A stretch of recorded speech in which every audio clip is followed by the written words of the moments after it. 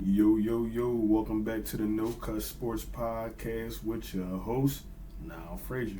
And today, you already know, when your boy come on here, we got some things to talk about. But before we get into anything, man, can you please like and subscribe to always catch this vibe, man? You already know. So let's get into some of the things that we need to get into. But matter of fact, let me just read this off to y'all. Before we get into anything, right, I've been saying we're going to be having a free jersey giveaway. I'm looking to do this after the draft.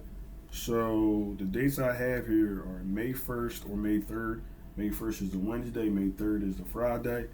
But the deadline that I do have for this is April the 30th. So the only thing you need to do, subscribe to the channel. I'm gonna enter everybody's name into like a name generator. And it's only one winner. So yeah, maybe next time I'll do multiple, whatever the case may be. But it's only one winner. Like I said, it got to be an Eagles jersey or some Eagles person from now or back in the day, whatever you want to do. But that's what we're going to do. So with that being said, we're going to roll into our first topic of the day, which is Jordan Mailata has signed a 3-year, $66 million extension with $48 million guarantee and a $20 million signing bonus check to walk out the door with. You already know. So that's solidifying that left side for the Philadelphia Eagles offensive line, helping out Jalen Hurts.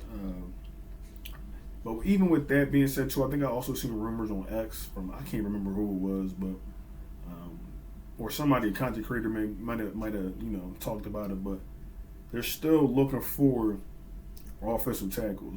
So that's not to be counted out in the draft.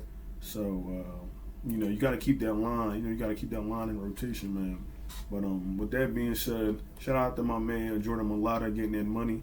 And that also locks up that left side, like I said, with Dickerson. Dickerson, if I'm not mistaken. He signed his earlier this. What was it? Earlier, not this month, last month I want to say. So it's locking up that left side, man. It's good to see that how he's taking this, using the money that we do have to solidify some of these spots for the years to come. So. With that being said, though, excuse me, my allergies has been acting up, y'all. You just gotta forgive me. But with that being said, let's roll into the next topic, man. We're gonna talk about Dan Seilo from Jacobs Sports. He was talking with Mark Holmes. If you don't know who Mark Holmes is, he's a Dallas Cowboys content creator on YouTube, and if you're familiar with Philly 500, I know I'm not looking at the camera, looking at my notes, but if you're familiar with Philly 500, first and foremost, shout out to Philly 500. I watch his videos and things like that. That's kind of what got me like wanting to do this, because I was like, man, that's my mentality, man. If I see somebody else can do it, I'm like, I might be able to do that too, And I like his personality as well. So he's a cool dude, man. He's from the area, so shout out to Philly 500. But that's how I know Mark Holmes, man. Him and Mark be going back and forth, just been on each other, with the rivalry that we do have. But one thing that's the clip that I saw, they were talking about Kellen Moore and his offense, or just Kellen Moore as an offensive coordinator in general, and pretty much was saying that he chokes in the playoffs and things like that. Excuse me. Ooh, God, excuse me. Sorry, I just ate. But he chokes in the playoffs and things like that, and I can't agree. I don't agree with that because I'm so sorry, yo. I really can't agree with that because my thing is this: if you're looking at Dallas, right, this past year, who was their offensive coordinator? Okay, and I think if I'm not mistaken, this is the head coach, right? So they choked in the playoffs this year. They choked in the playoffs before. They've been choking in the playoffs the last 30 plus years. So to sit there and say, Kellen Moore is the sole reason why, that the Dallas Cowboys organization doesn't get anywhere is crazy to me. Because there's a before and after. So whatever you want to make of that is what you want to make of it. But I looked at, me personally, I've been watching Kellen Moore's offense just to get, more familiar about, maybe what it'll look like when the time comes to see it on the field, right? And for the most part, I will say, I do like what I'm seeing because one thing we were asked for was motion. That's what he utilizes, and he utilizes it with his best wide receiver. Now, us having Devontae Smith, us having A.J. Brown, and then Saquon Barkley as well being a passing threat, And then, tight end wise, you got Dallas. He's a top 3 tight end in the league, and that's bar none. So my thing is with that offense, and then whoever they acquire out of the draft, if they do go get an offensive weapon, but they do have Parris Campbell, who we got to talk about later. But yeah, they got a lot of different weapons that they can utilize, or he can utilize. And from the offense that I'm seeing, it's a lot of motion in that backfield. So it's creating the confusion for the defense, such as when Shane Steichen was here, which made Jalen Hurts look elite because it's giving him more time to process whatever information he needs to process. But then the defense got to process what's going on the line. The motion, and the person moving, this, that, and the third. So I think we will see some similarities of what we saw in 2022. I do think that's what Howie's really aiming for, because you go get the Vic Fangio for the defensive side, and that's the defense that you're running in 2022. So you keep Bradbury. They bring back Avonte Maddox. So sign Reed Blankenship. Shout out to Reed. Reed got some money too. I forgot to say that. Reed said he loves being in Philly, so we love having you, my boy. But I want to see, I do want to see what they do, man. They bringing back the mini camps and all that good stuff. So, getting these details and refining them to what they need to be refined to, because this past year, like I said, they needed to be coached harder. They need to be coached a lot harder than what they were coached this year, because what I saw out on that field was not Philly football, and they knew that too. AJ came out and said, this is not a team that wins Super Bowls. In so many words. So he's absolutely right, and that's the type of person you want to keep around, man. That is the type of mentality you want to keep around. That's the type of person that you want speaking up, because this is not a game to be soft in, man. You gotta hit people. You gotta, you gonna get injured. Things gonna happen, but this is a physical game. A lot of physicality happens in this game, so there's no time to be soft, man. Hard coaching, pause, and all that other good stuff is what we need.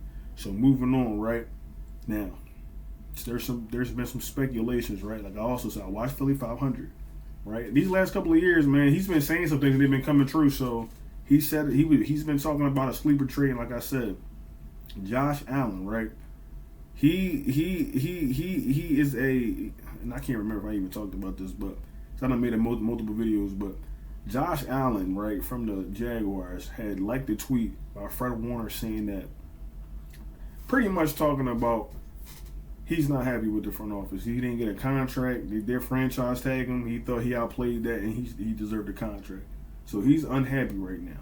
Now, he's on the last year of his deal, if I'm not mistaken. This is Howie-esque, okay? This is straight up Howie-esque. I don't know exactly how it's going to go, because I know he's on a franchise tag, but it's not the tag that he can't be traded. It's where he can go out, go seek a trade. They can either match the offer or trade him. So, with that being said, it would be nice to put Josh Allen on his team. I think he had 17 sacks this year, if I'm not mistaken. I didn't look it up, but I do remember people saying that. So, but Josh Allen is a very good defensive player. So, if the Eagles can find some way to work that out, maybe get him here, that would be cool too. I know they got their relationship, with Dougie P and all that over there, but. Yeah, he just pretty much isn't happy. He doesn't feel like the team is really trying to make moves to go to a Super Bowl. And some players do want to win. They want to go to a Super Bowl. They want to get a Super Bowl while they can. That's what's been coming out. That's the information that has come out. So with that being said, man, hopefully they can maybe there's some room. Maybe there's some room for Josh Allen on the Philadelphia Eagles, and some money in Howie and Jeffrey Lurie's pocket to pay him. So. With that being said, moving on to Parris Campbell, man. Shout out to Parris Campbell first and foremost. I've been watching some film on him. I hope he can make the wide receiver 3 as well. But first and foremost, I will say this. He came out and said, now if you don't know, he came out and said that Saquon Barkley is the best running back in the league, which I agree with when he's healthy, right?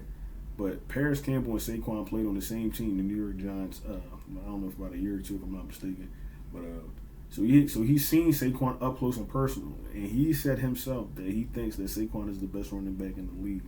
He said no slack to Christian McCaffrey, but at the same time, you got to put some respect on Saquon's name, man. So it's going to be nice to see, like I said, and how he's not done with that offensive line, because he knows. And I do think they need to go out and get a running back as well in the draft, or acquire in free agency, whatever the case may be.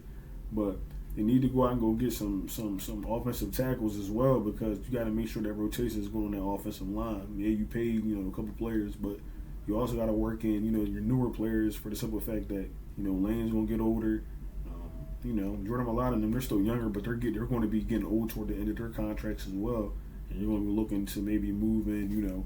They're going to take the spots of like a Fletcher Cox and maybe come back on 1-year deals and things like that, and then work in the newer talent. So but doing that, is going to help your running back situation, for the simple fact that Saquon got holes to run through. Whoever running back you got back there can get through those holes, and you can get those gains. So pause. But yeah, man. With that being said, man, I don't want to hold y'all up too much longer, man. It's a weekend, about to go out here and finish watching the NCAA tournament if it ain't already went off. But I do appreciate everybody that's been watching, liking, and subscribing to the channel. I'm just trying to keep getting bigger and better. Like I said, if y'all got any information for me or anything to make this better, just let me know, man. But stay tuned for the jersey giveaway. Make sure you just subscribe to the channel by Tuesday. I think it's Tuesday. Yeah, Tuesday, April 30th, and I'll enter your name into the contest and then see who wins. So, with that being said, I do appreciate everybody watching. It's Now from the No Cut Sports Podcast. I'm gonna holler at y'all. Y'all be safe, man.